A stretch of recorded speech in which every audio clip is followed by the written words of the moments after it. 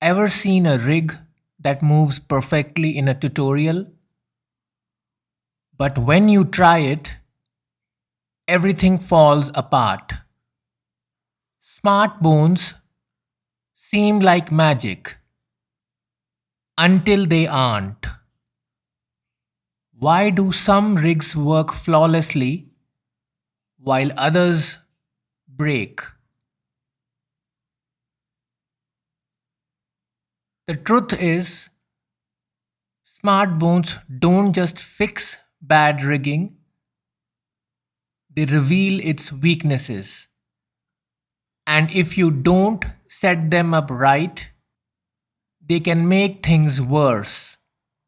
Let me show you why. Ever wonder why some Moho rigs move smoothly while others feel stiff and broken? It all comes down to how you bind your artwork to the bones.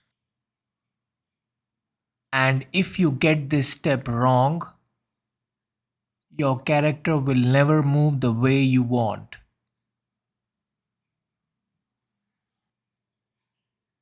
A lot of beginners use layer binding,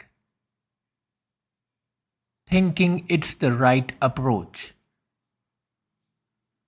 But here's the problem. When you bind an entire artwork layer to a single bone, it moves as one piece.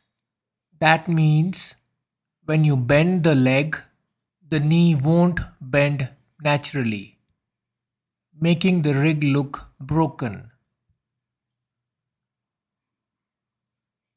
The solution: point binding. We manually bind specific points to specific bones. This gives us full control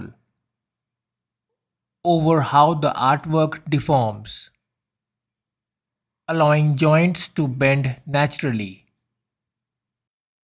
First, we select the vector layer of the leg. The upper bone is selected.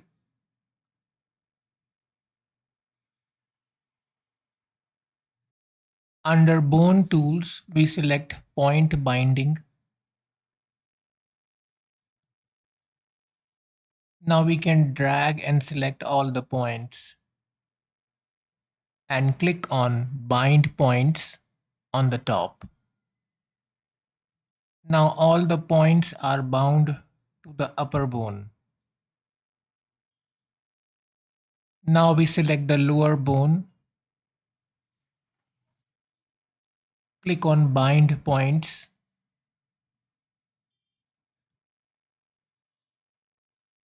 select the points you want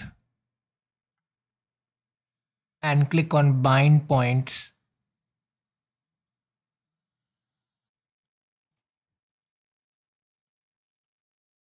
With point binding, we are able to bend the leg,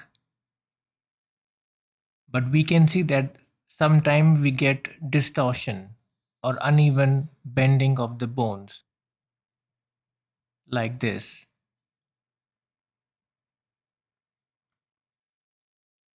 This can be fixed with smart actions. Let's see what happens when we bend the leg.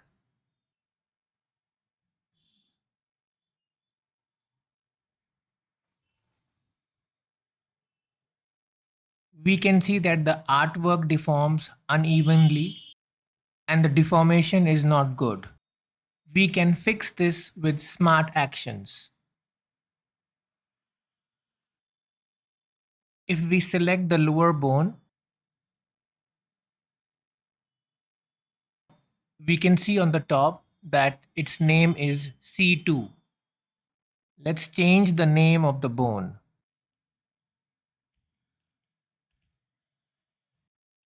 Now we'll click on Window,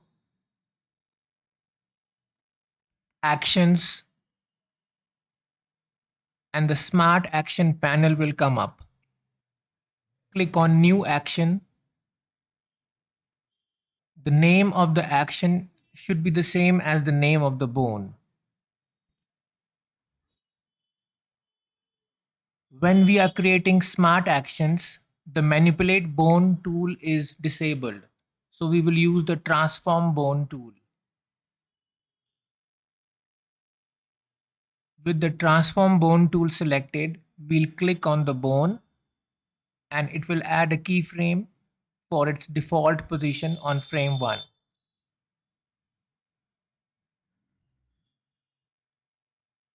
Now we will bend the leg. Doing this adds a keyframe on frame 24.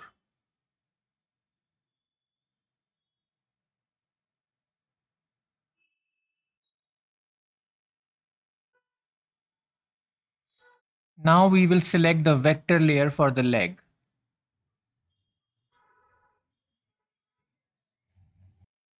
We can use the transform points tool and the curvature tool to fix the deformation.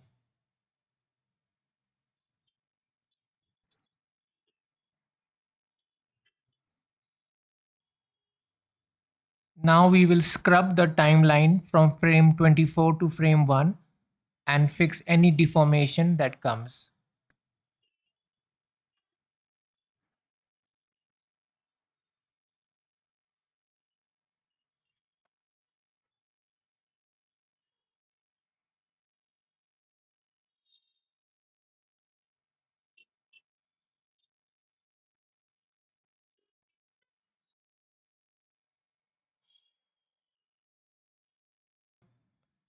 Once we are satisfied with the changes, we can exit Smart Actions by double-clicking on main line.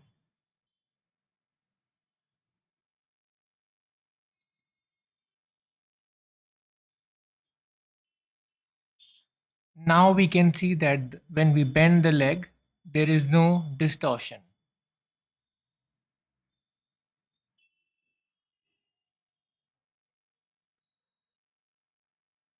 Now tell me, what will happen if we bend the leg the other way?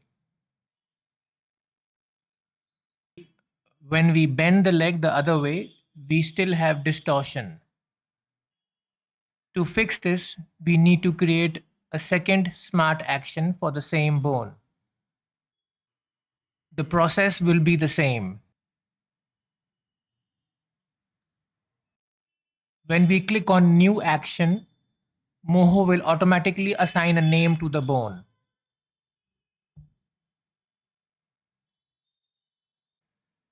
So, you have just seen how we can take Flexi's stiff, awkward knee and make it bend beautifully with smart actions. Pretty cool, right?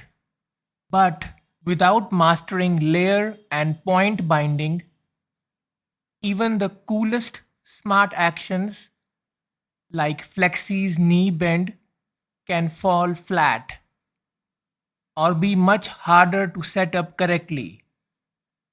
Up next, we are tackling layer binding and point binding.